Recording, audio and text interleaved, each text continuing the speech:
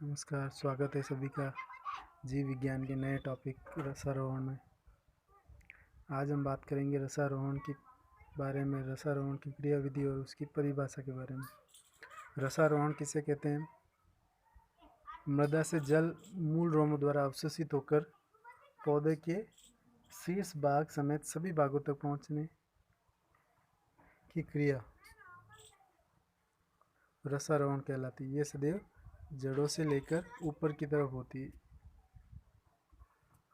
जैसा कि आप जानते हैं, जल का अवशोषण जाइलम द्वारा होता है और जाइलम में भी विशेष वाहिकाओं और वाहिनिकाओं के द्वारा होता है। इस रसारोहण के मार्ग को निम्न प्रयोग द्वारा समझाया जा सकता है।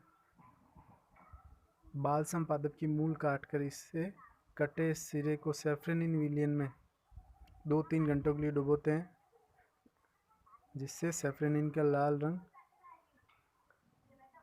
जो केवल जाइलम को ही अभिरंजित करता है,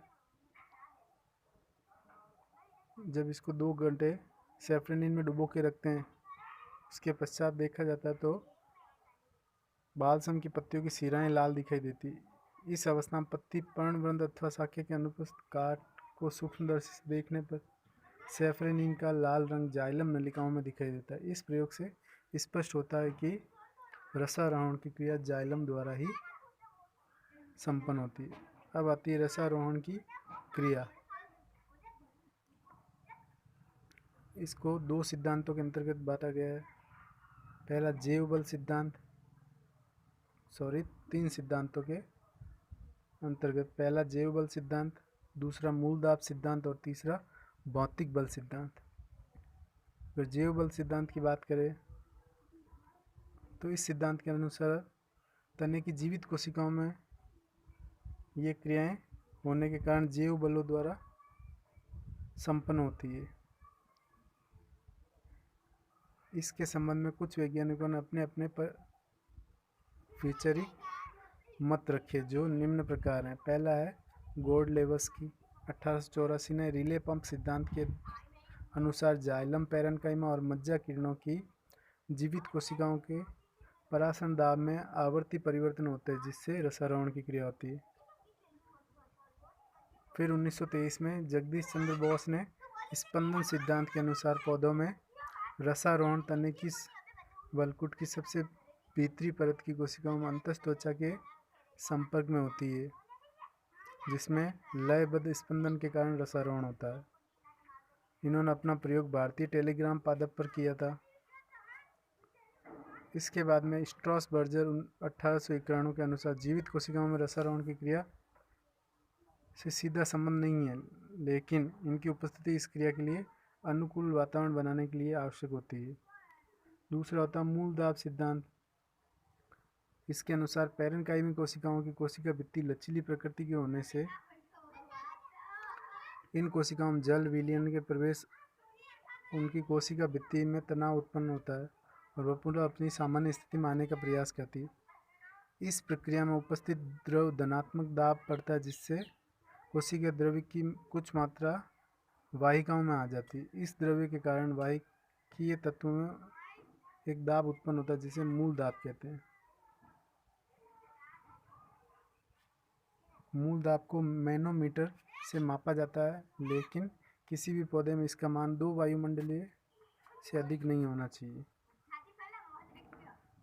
परंतु उच्च काष्ठी पौधों में इसका मान 12 एटमॉस्फेयर दाब तक इसकी आवश्यकता होती है। किसी भी पौधे में इतना अधिक मूल दाब किसी भी स्थिति में नहीं देखा गया, लेकिन इस सिद्धांत का सीमित महत्व है।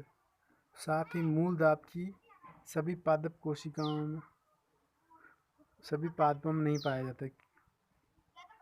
जिम्नोस्पर्म में ये किसी भी पादप में नहीं पाया जाता। चित्र में दिया गया आपके मूल दाब का एक प्रदर्शन। तीसरा है भौतिक दाब, भौतिक बल दाब। इस सिद्धांत के अनुसार रसारोहण केवल भौतिक बलों के कारण होता है, वह जीवित कोशिकाओं में नहीं होता है। वैज्ञानिकों ने अपने बलों को रसारोहण का कारण बताया, जिसमें वायुमंडलीय दाब, अंतः शोषण और केशिकात्व सम्मिलित हैं। सबसे प्रमुख डिक्सन और जोली का सिद्धांत जिसके अनुसार जल के संसर्जन बल और वाष्पोत्सर्जन अपकर्षण या खिंचाव रसारोहण के सभी सिद्धांतों में सर्वाधिक मान्य है।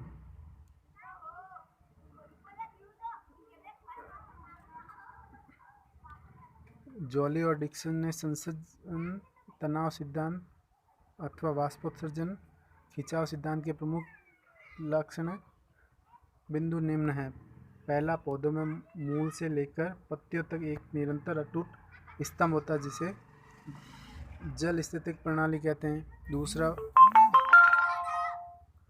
वाष्पोत्सर्जन द्वारा जल आने से पर्ण की शिराओं में जल स्तंभ में खिंचाव उत्पन्न होता है जिसे वाष्पोत्सर्जन खिंचाव कहते हैं। तीसरा, जल के अणुओं के मध्य संसर्जन बल होता है जिसका मान 45 से 207 वायुमंडल तक हो सकता है। इस बल के कारण वाष्पोत्सर्जन खिंचाव से जल का स्तंभ टूटता नहीं वरन ऊपर की ओर खींचा चला जाता है।